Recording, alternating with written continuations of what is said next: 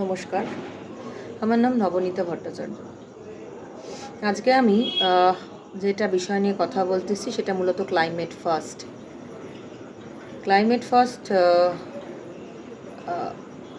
চলছে মানে লাদাখে চলছে।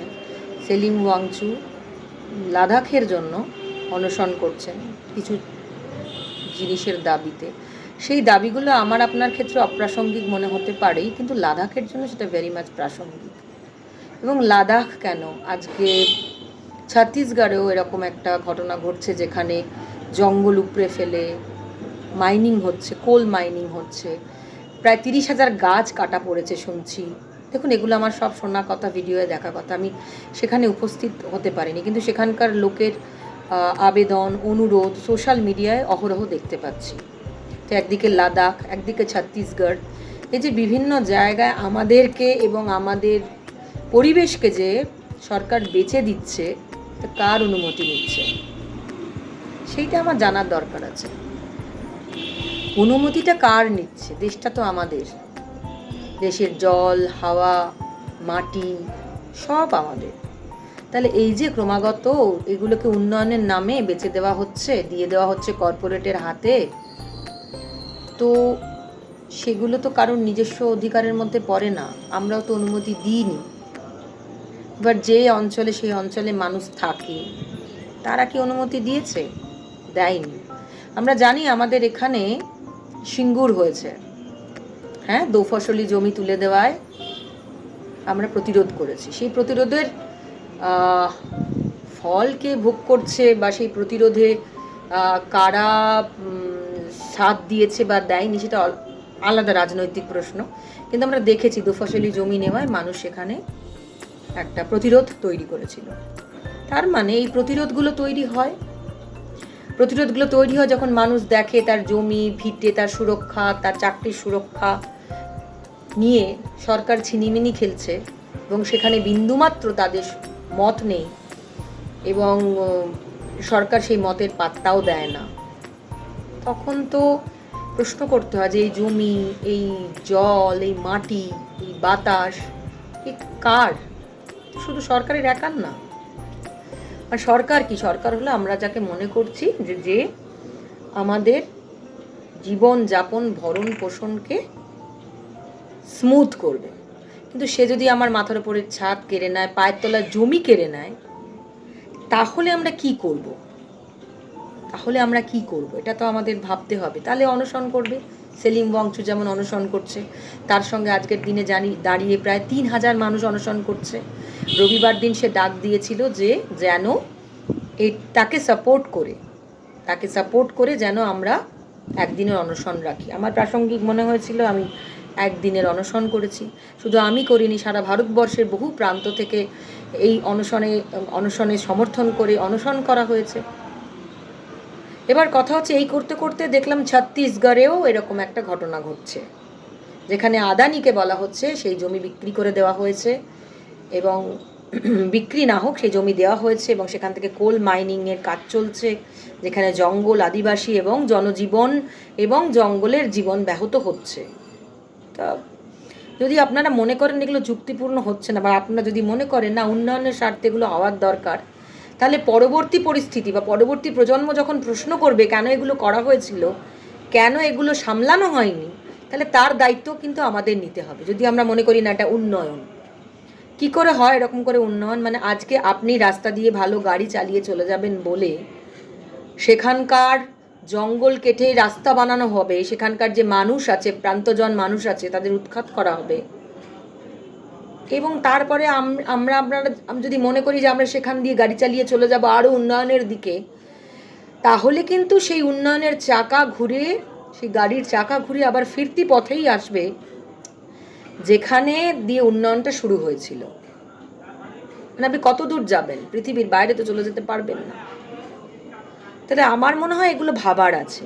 এবার এই অনশন করে সেলিম ওয়াংচু কতদূর কি করতে পারবে আমি জানি না। আমার মনে হয় যে উনি এটাকেই রাস্তা বলে মনে করছেন, যে উনি একটা অনুরোধ জানাচ্ছেন যেগুলো প্রতিহত করা হোক, কর্পোরেটের হাতে জমি জমা যেন দিয়ে দেওয়া না হয়। তারা যতই কর্পোরেট কিছু মানুষ তো যারা এই অর্থ নিয়ে অর্থ নিয়ে লোফালুফি খেলছে। কর্পোরেট কি অ্যাকচুয়ালি কি বিশাল বস্তু এমন যে কর্পোরেটের হাতে সব চলে যাচ্ছে, কারণ কর্পোরেটের হাতে অর্থ আছে, সেই অর্থ তারা দিয়ে আরও অর্থ উপার্জন করছে, এবং আপনাকে আমাকে সেই অর্থের টোপ দিচ্ছে। তা অর্থ মানে এই টাকা তো আমরা খেতে পারবো না, টাকা আমরা নাকে লাগিয়ে অক্সিজেনও নিতে পারবো না। তাহলে কি হচ্ছে, মানে আমি আপনাদের কাছে এই অনুরোধ রাখছি যে সারা পৃথিবীতে বা সারা ভারতবর্ষে এই মুহূর্তে যা হচ্ছে তার দিকে একটু নজর ঘোরানো আমার মনে হচ্ছে খুব জরুরি। কতদিন আমরা পালিয়ে থাকব? একের পর এক আন্দোলন হচ্ছে, একের পর এক প্রতিরোধ তৈরি হচ্ছে, কিন্তু আমরা সবাই চুপ করে আছি। আমরা আমাদের গতানুগতিক জীবনে প্রতিদিন গা ভাসাচ্ছি। কতদিন এরমভাবে গা ভাসাবো? আমাদের খুব কাছেই দেউচা পাচামি হচ্ছে, আমরা জানি না। এই মুহূর্তে আমার কাছে কোনো খবর নেই দেউচা পাচামিতে কি হচ্ছে। ছত্তিশগড়ের খবর পাচ্ছি, তার কারণ ছত্তিশগড়ের কিছু ভিডিও হচ্ছে, জানা যাচ্ছে কিছু ভিডিও আপলোড হচ্ছে যেখান থেকে ওরা রিকোয়েস্ট করছে যে অচিরে এগুলো বন্ধ করা হোক। অলরেডি 30,000 গাছ কাটা পড়েছে। আমাদের পড়ালেখাগুলো কি এতটাই জলে চলে গেলো? আমি তো একদম পড়াশোনায় ভালো ছিলাম না, ফলে আমার পক্ষে এইগুলো জানা, এগুলো বোঝা খুব কঠিন। কিন্তু আমাদের দেশে যারা পড়াশোনা জানা মানুষ বা আপনারা যারা পড়াশোনা জানেন, অনেক শিক্ষিত, অনেক কিছু জানেন, বোঝেন এবং উন্নয়নটাকেই মনে করেন যে একটা সমাজের জন্য উন্নয়নটা উচিত, তারা কি মনে করেন যে এইভাবে